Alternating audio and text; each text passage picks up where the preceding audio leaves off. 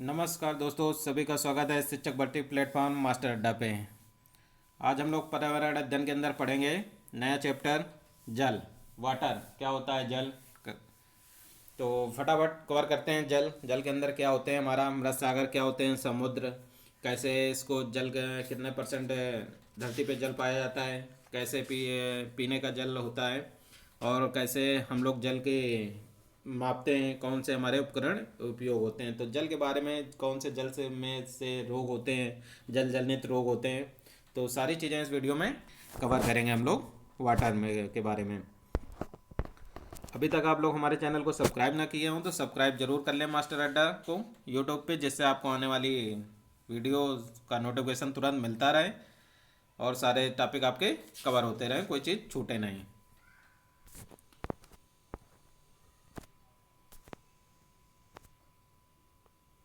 तो अब बात करते हैं जल, वाटर। क्या होता है वाटर? तो पृथ्वी में 70% भूभाग में जल है। जो कि हमारी धरती है, मतलब 100%, उसमें 71% यानी 71% भाग में जल है। जल के स्रोत क्या होते हैं? महासागरों के रूप में होता है, बर्फ के रूप में होता है, भूमिगत नदियों और झीलों और तालाबों के रूप में होता है। लेकिन जो सबसे बड़ी समस्या है कि 71% जल है, लेकिन 71% जल में सिर्फ जो पीने योग्य जल है वो सिर्फ 1% पाया जाता है। यानी कि 1%, मात्र 1% बचा हुआ है जो पीने योग्य जल है। यानी कि 70% हमारा जल ऑलरेडी प्रदूषित हो गया है, जो कि हम लोग पी नहीं सकते, पीने योग्य नहीं बचा है। तो ये हमारे जल के साथ बहुत बड़ी समस्याएं हैं। तो क्या उपाय किए जाएं कि हम इसको पीने के उपयोग में ला सकें? जो महासागरों के रूप में होता है, तो इसमें जो लवणीय जल पाया जाता है, लवणीय जल क्या होता है? 97% है। 97% ये महासागरों के रूप में जल उपस्थित है 71 में, लेकिन ये कि भी अनुपयोगी होता है, यानी कि पीने लायक नहीं होता है। अब दूसरे बात करते हैं बर्फ के रूप में। बर्फ के रूप में क्या है? अवलवणीय जल है 2%, ये भी अनुपयोगी है।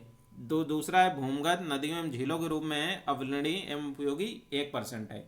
यही 1% जो बचा है भूमिगत नदियों और झीलों के रूप में, जो पीने के योग्य में हम पानी उपयोग कर सकते हैं, 1%। बाकी जो हमारा है कि 97 और 2% जो था हमारा बर्फ और महासागरों के रूप में, वो अनुपयोगी था, लवणीय और अवलवणीय जल था, जो कि वो उपयोग पीने के योग्य नहीं है। जो भूमिगत नदियों और झीलों के रूप में अलवणीय बचा हुआ है, वही एक उपयोगी बचा हुआ है जो हम पी सकते हैं पानी को।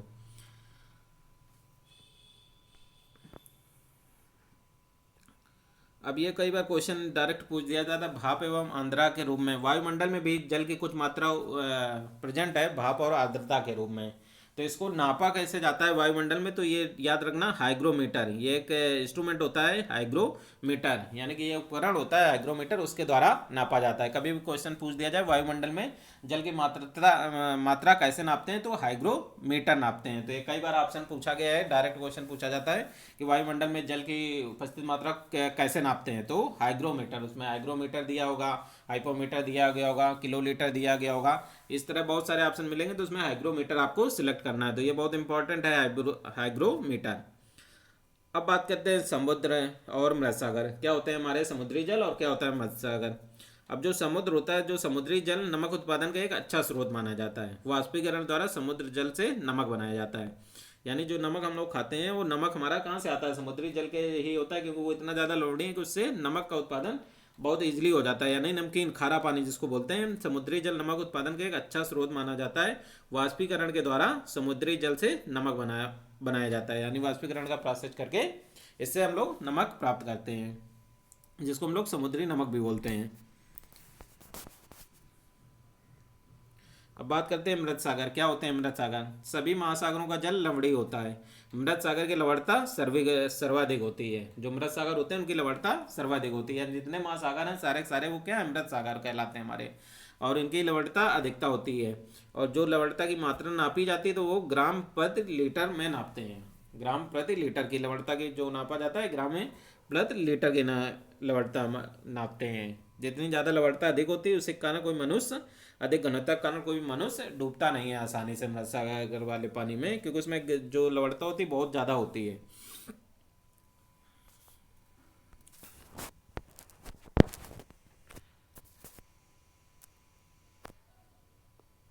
अब बात करते हैं जल चक्र।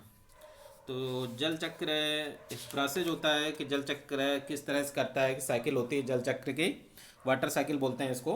कि जल शक जो होता है पृथ्वी पर उपलब्ध जल के एक रूप से दूसरे रूप में परिवर्तित होने या एक भंडार से दूसरे भंडार या एक स्थान से दूसरे स्थान को गत करने की चक्रीय प्रक्रिया को हम क्या कहते हैं, जल चक्र कहते हैं। तो इसकी जल चक्र की परिभाषा होती है कि जल को एक रूप से दूसरे रूप में परिवर्तित करना। जैसे क्या है, जल तीनों रूप में पाया जाता है, सॉलिड, लिक्विड। तो सॉलिड लिक्विड कुछ भी, सॉलिड भी हो गया, लिक्विड में भी हो गया। जैसे लिक्विड तो जल है ही है, सॉलिड में बर्फ बन जाता है तो हमारा क्या हो जाता है, सॉलिड में आ जाता है। तो मतलब बर्फ से जल को बर्फ में परिवर्तित करना है, या एक भंडार से दूसरे भंडार में, एक जगह से दूसरे जगह, यानी एक नदी से दूसरे नदी में ले जाना, या एक स्थान से दूसरे स्थान को गत करने की प्रक्रिया जो होती है उसको चक्रीय प्रक्रिया जो होती है, यानी कि जो साइकिल होती है पूरी, ये साइकिल बनती है कि यानी कि जल को दूसरे में किसी में बदल देना, या यहाँ से उठा के यहाँ पे ले आना, ये एक भंडार से मतलब इस भंडार से दूसरे भंडार में ले आना, या इस स्थान से इस स्थान में ले जाना, ये हमारा क्या कहलाता है, जल चक्र कहलाता है। अब बात करते हैं, सूर्य की गर्मी से समुद्र और नदियों का जल वाष्पीकृत होकर ऊपर उठता है, जिससे बादल का निर्माण होता है और बादल से वर्षा होती है। तो जो वर्षा की बारिश की बात करिए कि सूर्य की गर्मी से, जब गर्मी ज़्यादा बढ़ जाती है तो सूर्य की गर्मी से समुद्र और नदियों का जो जल होता है वो क्या होता है, वाष्पीकृत होता है, वाष्पीकृत होकर ऊपर उठता है, जिससे बादल का निर्माण होता है, और बादल का निर्माण होता है तो बादल से वर्षा होती है, यानी बारिश होती है। तो ये भी एक जल चक्र का एग्जाम्पल है कि सूर्य की गर्मी से समुद्र और नदियों का जल वाष्पीकृत हुआ, वाष्पीकृत से एक रूप से दूसरे रूप में परिवर्तित हुआ, जिससे बादल का निर्माण हुआ और उससे बादल के वर्षा हुई, यानी कि जो ऊपर से नीचे गया फिर नीचे वही फिर आया। तो ये एक हमारा जल चक्र का एग्जाम्पल है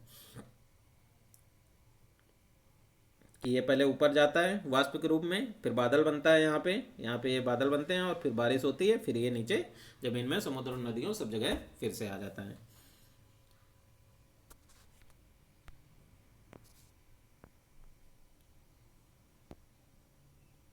अब बात करते हैं जल प्रदूषण के। तो जल प्रदूषण के मेन जो कारण है खेतों में हमारे रासायनिक उर्वरकों के बहुत ज़्यादा आजकल खेत में अधिक अधिक मतलब आबादी अधिक होने के कारण और खर्च अधिक होने के कारण बहुत सारे उर्वरक, रासायनिक उर्वरक, कीटनाशक डाले जाते हैं खेतों में कि अनाज ज़्यादा उत्पन्न हो। तो उससे भी हमारा क्या होता है, जो जल जो होता है प्रदूषित होता जाता है, क्योंकि वो उर्वरक धीरे धीरे जमीन में जाते रहते हैं, जिससे हमारा जल क्या होता रहता है, प्रदूषण होता रहता है। औद्योगिक अपशिष्ट कि जो हमारे कारखाने लगे हैं उनसे हमारे जो अपशिष्ट निकलता है डायरेक्ट हमारे नदियों में या जगह में फेंकते रहते हैं, तो उससे भी हमारा जल प्रदूषण होता है। और हमारे घरेलू अपशिष्ट हैं, जो कि घरेलू अपशिष्ट भी हमारा क्या होता है, जल प्रदूषण होता है। अब बात करते हैं नदियों और तालाबों आदि के प्रदूषण स्तर को बीओडी, बीओडी यानी बायोकेमिकल ऑक्सीजन डिमांड में मापा जाता है। जैसे नदियों और तालाबों आदि के प्रदूषण स्तर को नापने की बात आए तो बीओडी, बीओडी होता है बायोकेमिकल ऑक्सीजन डिमांड। और घर के वाटर की बात करते हैं तो हम लोग टीडीएस लेवल नापते हैं, जो घर में वाटर प्यूरिफायर लगाते हैं तो क्या होता है, टीडीएस होता है, टोटल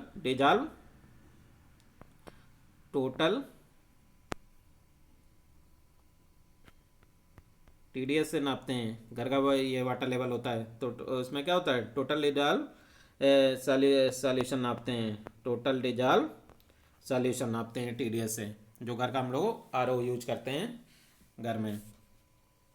तो ये तो नदियों के लिए बीओडी यूज करते हैं, घर के लिए हम लोग टीडीएस यूज करते हैं। अब बात कर लेते हैं जल प्रदूषण से होने वाले रोग के कौन से जल प्रदूषण से रोग हो जाते हैं। तो ये क्वेश्चन दोनों बहुत इंपॉर्टेंट पॉइंट है। जल में पारा घुलने से कौन सा मिनी माता रोग हो जाता है, कई बार क्वेश्चन पूछा गया है। जल में पारा घुलने से, ये नहीं भूलना है चीज, पारा और मिनी माता, पारा होगा तो मिनी माता होगा, और कैडमियम जब जल में घुलता है तो उससे इटाई रोग हो जाता है। तो दो पॉइंट हैं कि पारा तो मिनी माता, यानी पारा है तो मिनी माता होगा, कैडमियम होगा तो इटाई हो जाएगा। यानी जल में पारा घुलने से कौन सा हमारा मिनी माता रोग हो जाता है, और कैडियम के जल में कैडियम के घुलने से इटाई रोग हो जाता है। यानी कि जल में जब प्रदूषण होता है तो जल में पारा पाया जाता है तो उससे मिनी माता नामक रोग हो जाता है। इसी तरह जल के प्रदूषण में जब कैडमियम घुल जाता है तो उससे इटाई रोग हो जाता है। तो ये दोनों बहुत इंपॉर्टेंट क्वेश्चन है, बहुत बार क्वेश्चन पूछा जाता है कि जल में पारा घुलने से कौन सा रोग हो जाता है, तो मिनी माता रोग हो जाता है।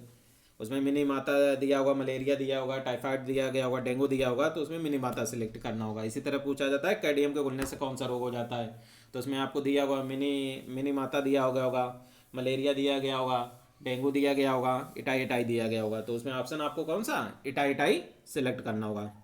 अब बात करते हैं मलेरिया के। मलेरिया भी हमारा क्या है, जल जनित रोग है। तो इसमें जो सबसे पहले खोज करी थी कि मलेरिया की, रोनाल्ड नास नामक के वैज्ञानिक ने, रोनाल्ड नास ने खोज की थी मलेच्छर की मलेरिया मच्छर काटने से होता है। रोनाल्ड नास ने क्या खोज करी थी कि मलेरिया मच्छर काटने से होता है। इस खोज के लिए इन्हें 1902 में नोबेल पुरस्कार मिला था। क्या मिला था इनको, 1902 में नोबेल पुरस्कार मिला था। और जो ये मच्छर होता है वो मादा मादा एनाफ्लीज नामक मच्छर काटने से होता है। कौन से मच्छर नाम होता है, ये पूछ दिया जाए कि मलेरिया कौन से मच्छर काटने से होता है, तो मादा एनफ्लीज नामक मच्छर काटने से होता है। अब मलेरिया पूछा जाता है टाइप, कई बार क्वेश्चन दे दिए कि 3-4 ऑप्शन दिए गए मलेरिया इसमें कौन सा टाइप है, कि मलेरिया में जो होता है कपकपी के साथ तेज बुखार और पसीना आता है। यानी मलेरिया में हमें सर्दी भी लगती है और तेज बुखार एवं पसीना आता है, तो वो हमारे मलेरिया के एग्जाम्पल हैं। कुछ और इम्पोर्टेंट पॉइंट देख लेते हैं जल में, कि 22 मार्च को हम क्या मनाते हैं, विश्व जल दिवस मनाते हैं। 22 मार्च को हर साल हम लोग विश्व जल दिवस मनाते हैं। तो इसके जल दिवस ठीक है कि डेट हम एक पूरा अभी अलग वीडियो बनाएंगे जिसमें डेट की इंपॉर्टेंट डेटें जो होती हैं, 22 मार्च को क्या मनाते हैं, जल दिवस कब मनाते हैं, पृथ्वी दिवस कब मनाते हैं, तो बायोडाइवर्सिटी डे कब मनाते हैं। तो इसके लिए एक अलग वीडियो बनाएंगे, उसमें सारे डे के बारे में और उसके साथ ट्रिक बताएंगे कैसे कैसे हम लोग ये याद रखें, कैंसर डे कब मनाते हैं, विज्ञान दिवस कब मनाते हैं। तो तरुण भारत संघ या राजस्थान में कार्यरत है जल पुरुष। जल पुरुष के नाम से किसको प्रसिद्ध है, जल पुरुष पूछ दिया। इसमें 2 क्वेश्चन है। पहली चीज तो तरुण भारत संघ ये किस लिए है, तो तरुण भारत जल से रिलेटेड संघ है। दूसरी चीज कि ये कहाँ पे स्थित है, तो राजस्थान में स्थित है। अब अगली बात करते हैं कि जल पुरुष राजेंद्र सिंह इसी संस्था से संबंधित है। तो जल पुरुष के नाम से पूछ दिया जाए तो कौन है, राजेंद्र सिंह है। तो इसमें 3-4 क्वेश्चन इस पॉइंट में है कि तरुण भारत संघ कहाँ पे है, राजस्थान में है। अब तरुण भारत संघ पूछा जाए किससे संबंधित है, तो जल से संबंधित है। अब जल पुरुष पूछा जाए कौन है, तो हमारे राजेंद्र सिंह है। राजेंद्र सिंह किससे संबंधित हैं, तो तरुण भारत संघ से संबंधित हैं। तो ये सारे क्वेश्चन इसी तरह पूछे जाते हैं। तो इस तरह का ये पॉइंट बहुत इंपॉर्टेंट पॉइंट हमने लिखे हैं। तो ये जल की जो थ्योरी थी ये हमारे कंप्लीट हो गई।